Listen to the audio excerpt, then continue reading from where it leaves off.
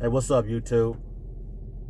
I got a message for anybody that get on them dating sites like Plenty of Fish, Black Planet Meat, any dating site you can think of. I know a lot of people. It's going mouth. Sorry about that. I know a lot of people always searching for love and searching for something different than at home. A lot of people will be in a relationship, marriage, or significant other, and they be in a relationship and they don't be happy. So what they do is they go search for love in the wrong places. So they get on these chatting dating sites, these chatting dating apps, and they be actually like looking for someone to fill that void. They be looking for another companion that can fill that void that they're not getting at home. So I'm gonna tell you my situation, my testimony. Had it not been for God, I wouldn't be here today. This message need to get out because a lot of people are coming up missing and never to be seen alive again. Never to be seen again. Now I understand how people come up missing and never be seen. All right, I'm in a relationship, okay? And I thought my relationship was bad because the female I'm dealing with, I feel like she don't want the same things I want as far as doing better and opening your own business. A lot of people are not going to think like you. A lot of people are not going to have the ambitions and goals that you have. It's that fear. Fear, false evidence appearing real. It scares people to death. They'd rather work a 9-to-5 job and be a slave master for someone else to make someone else rich. So I got on this dating app called Plenty of Fish, right? Started talking to this young lady, and we hit it off instantly. We was talking about meeting each other face to face one day, but we hit it off instantly. Like we was like, you know how you get that instant connection with someone? That's what we had. Well, that's what I thought we had. So it was November 13th, 2021. I was in Columbus, Ohio, driving down 315, and I hit a pothole, right? And the left side of my strut broke. Like, you know, like the plastic part around the strut, it was hitting the top of the metal, so it was like a ching ching sound. So I pulled on the side of the road, jumped out, and was trying to find where the noise is coming from. I couldn't find the noise. So I drove the car from Columbus, Ohio, hour and a half to my homeboy's shop to let him check it out to try to get the car fixed. Because my goal was this day, early, it was like about 1 o'clock. My goal was when I was driving, I was gonna go see this chick that I've been talking to for like a couple months or a month, 2 months, something like that, right? So my goal was to go see her on this day, which is November 13th, right? So I'm driving, hit that pothole, strut messed up. I'm like, man, I can't go down here now. I'm thinking like, man, I can't. How am I gonna go down here? So I hit old girl up. I said, man, guess what just happened? I was on my way to come see you. She stayed in West Virginia. I was on my way to go. I told her I was on my way to come see her, but I hit a pothole, and the pothole was huge. I had 3 options. I could either run into the car in front of me. If I slam on the brakes and try to get over, it's a bus on the right side. Then back of me, it's a car riding my ass. So the only option I had was to hit this pothole. So I told the female that I might can't come because my strut broke, right? So I drove the car hour and a half to my homeboy's shop. My homeboy said, yeah, you need a new strut. So my homeboy tried to tighten the strut up, but it wasn't no use. It wasn't tightened up. I needed a whole nother strut because the shock mount plate at the top, it broke, it separated from the strut itself. So I'm like, oh man, I can't go see this chick now. I'm like, I wasn't panicking, but I really wanted to see her, right? So I'm like, he said, I'll just take the strut off and you just drive with a shock on there. You should be good to drive. So the right side got the shock and the strut. The left side just has the shock. So he take the whole strut off. So I leave my homeboy shop. And I guess he was tired and stuff because he had been working all day. His shop been up all day. It was like close to like 6 o'clock. So I said, all right, man, I'll come back Monday and stuff. Then you can put the strut on. He said, all right, cool. So I jump in my whip. I'm driving the car. I'm thinking it's driving good. You know what I mean? All I'm thinking is driving good. Now, keep in mind, I broke my strut in Columbus, Ohio. Columbus, Ohio. Well, anybody know about 315, they know about the potholes on 315 are really, really bad. So I'm driving. I get on Duo, D-U-O. I know everybody know about Duo, the video calling app. Everybody know about that. It comes to your phone. So I called the chick Duo. Now keep in mind, me and my girl had got into it, so I had all my clothes in the car. I had my clothes in the back seat. I had clothes in the trunk because I was like, I'm about to find somebody new. That's what I was thinking. So I was trying to go find someone that I can connect with on a mental and spiritual connection, right? So I thought me and this chick had this mental and spiritual connection. So I said, I'm gonna go see her. I'm gonna go down here and check her out and see if we compatible, to see if we vibe, our vibration is intact and we on the same frequencies, right? So I said, okay, I'm gonna go down here. I'm gonna take a chance to drive the car just with a shock on the left side. So the strut is off by now. So I'm on Duo. We talking on Duo and stuff. The whole time I'm telling her, like, listen, a lot of people be one way over the phone talking to you on video chat, and then they change up and be someone totally different. Turn my car off. They be totally someone different, and when you meet them face to face, I'm telling her this. I'm saying a lot of people change up. She reassuring me that she's not gonna change. She's gonna be the same person. So what I did is, when she stayed at, I Googled the population. The population of this small town was like 4,000 people. So I checked to see how many blacks were in this town.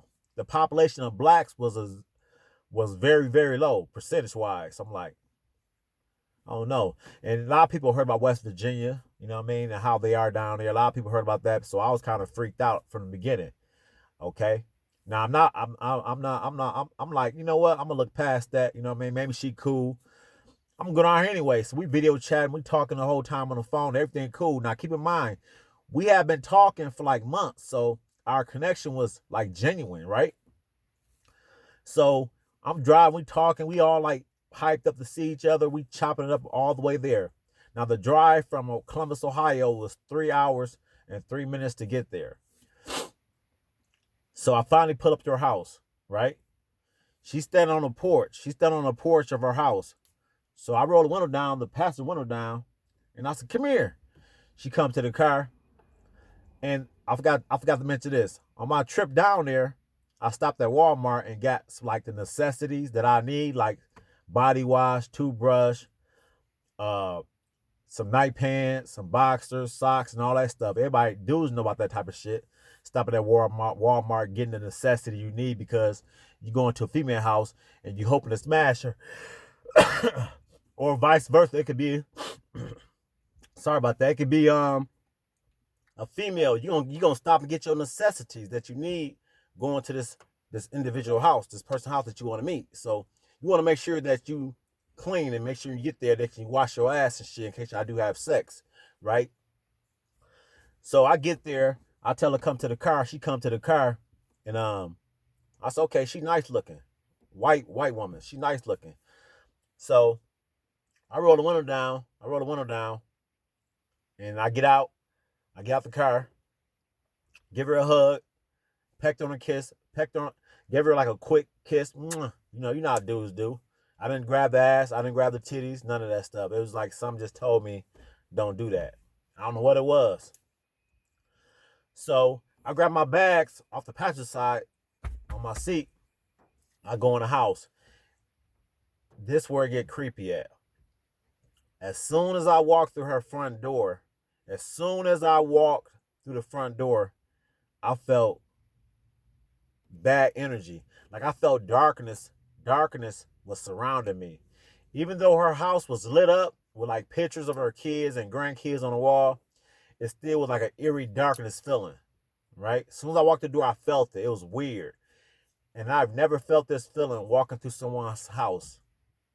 Now I know energy and vibrations and dark energy is real. Now I really know it's real. So I walked through the door and I felt it. Anybody that's asleep, that's not vibing high, and that's not on a higher frequency, wouldn't have recognized that feeling. Wouldn't have recognized the feeling that I felt. A lot of people will feel that feeling. Okay? So I walked through the door. I set my bags down. First thing I say to her, hey, give me a tour of your crib. We had MTV cribs. Everybody know about MTV cribs. So I'm like, give me a tour of your crib. So we walked through her house. She showed me her rooms, her kitchen, all this stuff. We go in her son's room. Her son was like 14. He in the bedroom, TikTok. I said, what's up, man? He said, how you doing? I said, good, good. How you doing? He said, good. Nice kid. You know what I mean? Nice kid. But I had a little vibe about him too. I don't know what it is, but it wasn't like a real negative vibe about him though. So I go in her bedroom. She got a gun with a gun on the bed inside a holster. She said, oh, sorry about this. I forgot this gun was here. She grabbed the gun and put the gun in her nightstand. So I'm like, that ain't nothing. I've been around guns my whole life. I know about guns. I like to shoot guns, all that, right? So I wasn't really worried about the gun. I was still feeling this dark presence around me. It was a dark presence around me that felt weird as hell that I ain't never even felt before. Like it was a darkness feeling. But you know, the devil will always play tricks on you and tell you everything is okay, right? So the devil was telling me, oh, it's all good. This was the devil was saying to me, and I knew it. So we go sit down on the couch. You know what I mean? We chopping up. You know what I mean? We talking and stuff. We laugh and having a great time. It's like lovely. But the whole time, she's like sitting like on the couch, right? She's sitting like kind of far away from me a little bit. Like she not trying to get up on me. Now, everybody know when you first meet a female, or if a girl first meet a guy, y'all gonna be like close like peanut butter and jelly. You know what I mean? Y'all gonna be close, trying to get to know each other, hugged up, all this type of stuff, right? We all have done it. We all went to people's house and met them and been hugged up with them instantly.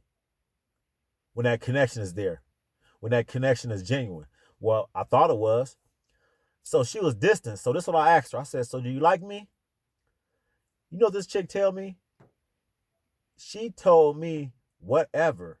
Her response was whatever. I don't know if she heard me, but it was like, I was like, what is this about? Now, keep in mind, I had just told the young lady, I don't like when people change up. Be the same way when we meet. Don't be a certain way on a video call, and then when we meet, you're a totally different person than the person I met a couple months back. I thought I was somewhere another house or something. I'm like, this is weird. Keep in mind that darkness is still all around me. That dark presence. Anybody know about that dark presence? It's like darkness all around me. She had 4 grown sons. They wasn't there, but I felt their energy inside the house. It was weird. And they had guns everywhere. I didn't see the guns, but she already told me that her sons, they go hunting and stuff like that. They got shotguns. They got rifles. They got all type of guns. Handguns, Glocks, 45s, 40. They got 40s.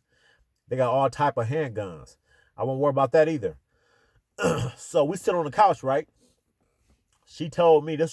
She said they bought like a BB gun and put a scope on it. And they shoot the animals, like the squirrels and like fucking cats that come in their yard. They shoot them. And then she laughed about it. And I'm like, this is weird. How could you be smiling about killing animals? So the devil got in my ear again and said, oh, that's what they do down here. Don't worry about it. You know what I mean? So this is where it's about to get creepy at, y'all. This is where it really, really kicks in gear at. So it's about 3 or 4 o'clock in the morning. This, like I said, this is November 13th, 2021. So it just happened recently. But I'm just now getting up the courage to get online to tell my story because someone needs to hear this story. All right? Someone needs to hear what I'm about to say. So she said she get tired, right? So I said, you tired? She like, yeah. So I said, I'm about to hold on. Keep in mind when I asked her that question, did she like me? I kind of like when she said whatever. I kind of like fell back. My energy and our chemistry for me, on my end, it went away. My chemistry for her, my connection for her, it automatic went away. I started thinking like how I'm gonna get out of here. So that what I did, this what I did. So this what I did. I took a t-shirt out the bag. I took a pair of boxers out the bag. I took a pair of socks out the bag. I took my toothbrush out the bag, my toothpaste out the bag, which I don't use toothpaste, but I bought some toothpaste with some baking soda in it. I took that out the bag. And then my body wash, my sponge, I took out the bag. I grabbed the rest of my bags. I took them back outside and put them back in the car because I already knew what my plan was at this point. Because the darkness that's around me, that was a cue. And when I asked her the question, did she like me? That was a cue. Like, it started kicking in. So I said, she's like, I'm getting tired. I said, okay, well, I'm going to go take a shower. I said, maybe she is cool. I'm going to go take a shower. In my head, I'm like, maybe she is cool. Maybe I'm just tripping and stuff, right? So I'm thinking like, I'm just trying to give an explanation, give myself a reason to stay there to see if we connect, right? And not being so in a rush to give up on her, right? So I said, I'm going to go take a shower, you know what I mean? Get all smelled up, get smelling good, you know what I mean? And get clean. So I go in the bathroom, take a shower. I take my shower. I wash up, get all cleaned up. I get out the shower, put my boxers on, put my pajamas on, put socks on, put my t-shirt on, and I go in the bedroom. So I asked her, do she got any lotion? She said, yeah, it's some in the bathroom. So I go in the bathroom, get the lotion, come back, put all on. You know, black people, we get ashy and shit. Our hands be ashy as hell. We got to have lotion. We must have lotion. So I lotion my body down, make sure I'm ashy, put lotion on my face and shit and all that shit, right? So this is where it gets creepy right here, y'all. This how I know God is real, right here. So I lay in the bed. I lay back on the bed. And I'm tired as hell. I drove 3 hours, 3 minutes to get to this female. So I'm super, super tired, right? So, you know, you first get in bed with someone, you're going to cuddle with them, right? That's what everybody do. Natural instincts. But plus, we just met, so I'm about to cuddle her and feel on her and stuff like that. Touch her body.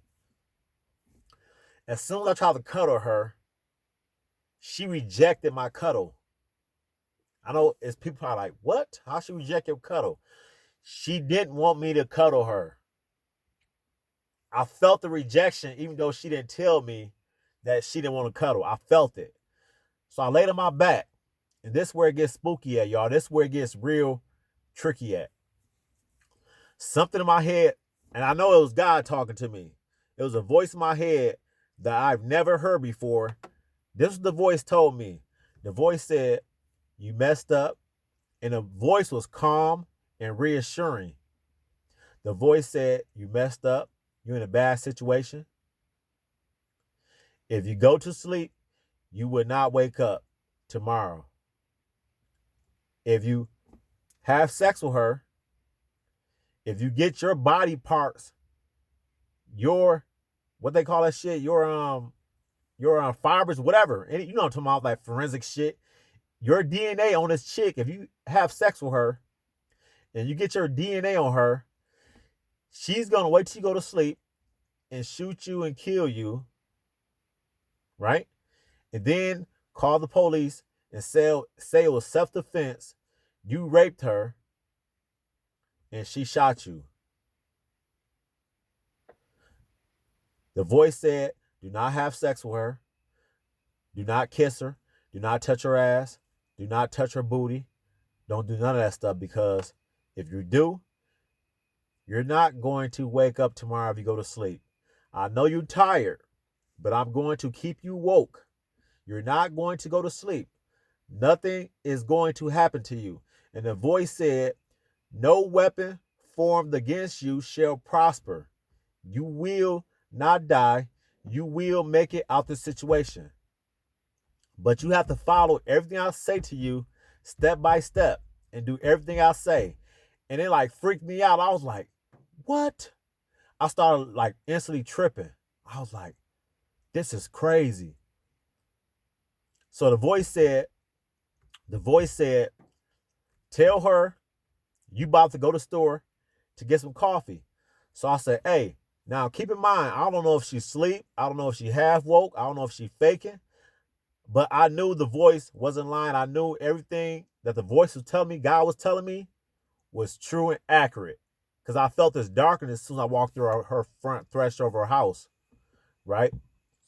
So the voice said, tell her you about to go to the store to get some coffee. So I said, hey, I'm about to run to the store and get some coffee. And this was a devil working through her. This is what she told me. She said, it's coffee in the kitchen. Plus, there's no stores open.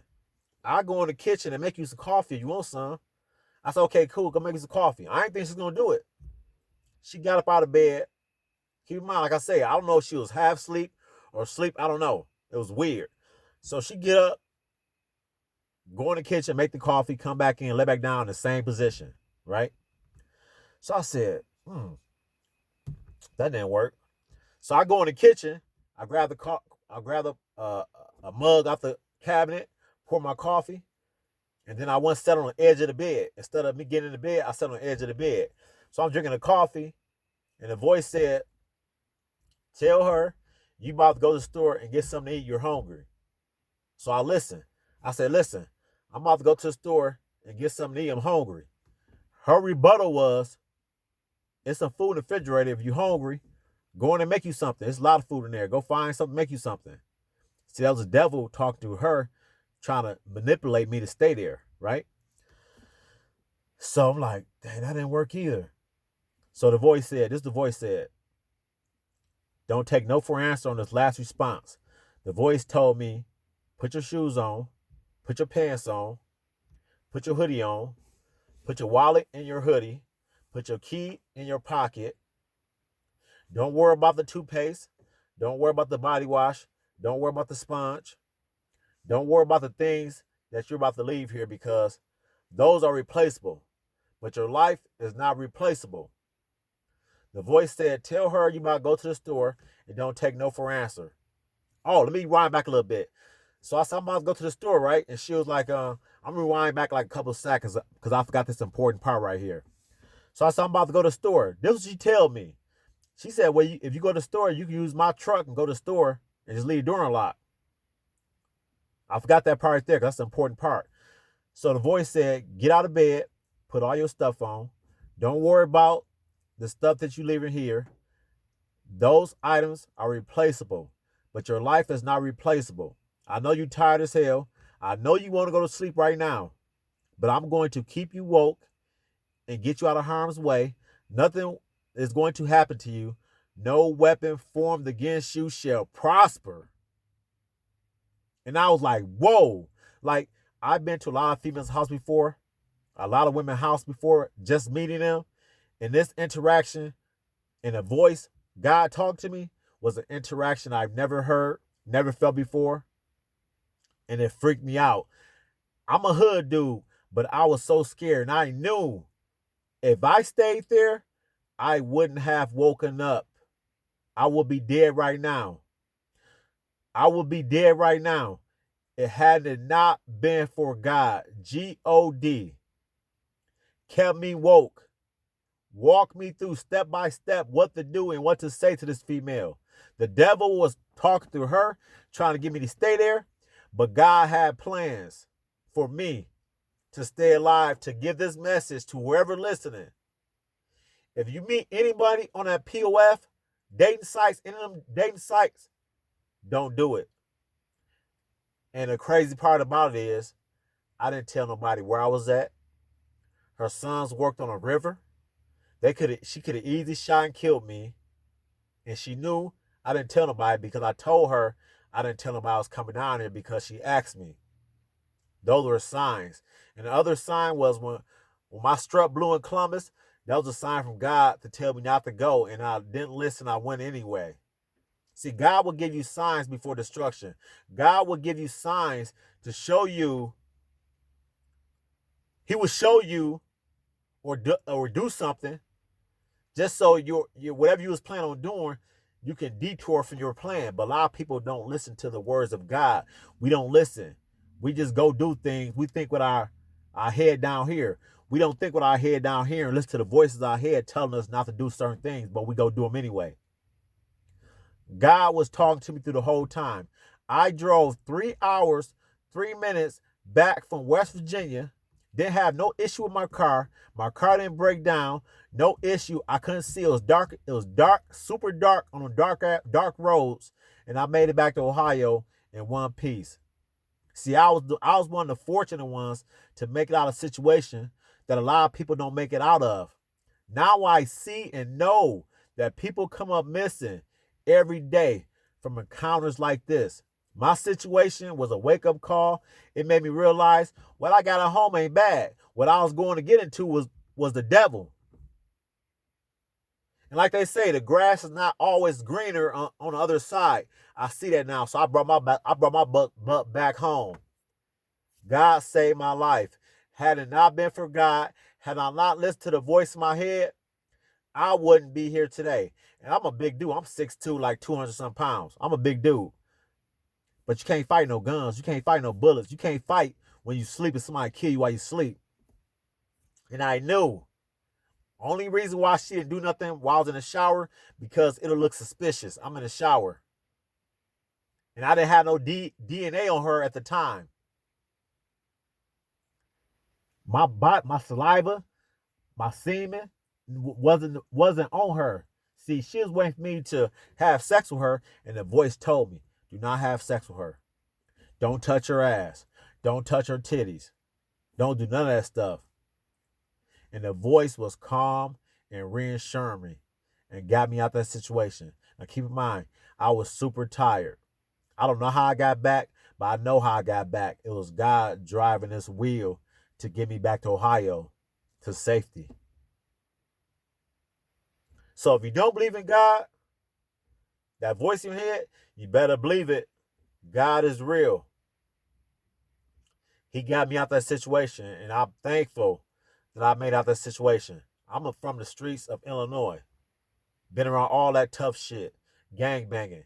But this was the most scariest thing, knowing that if I went to sleep, I wouldn't have woke back up.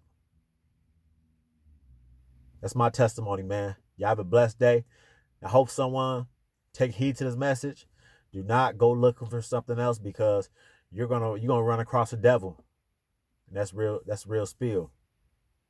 Thanks, man. Y'all have a good day.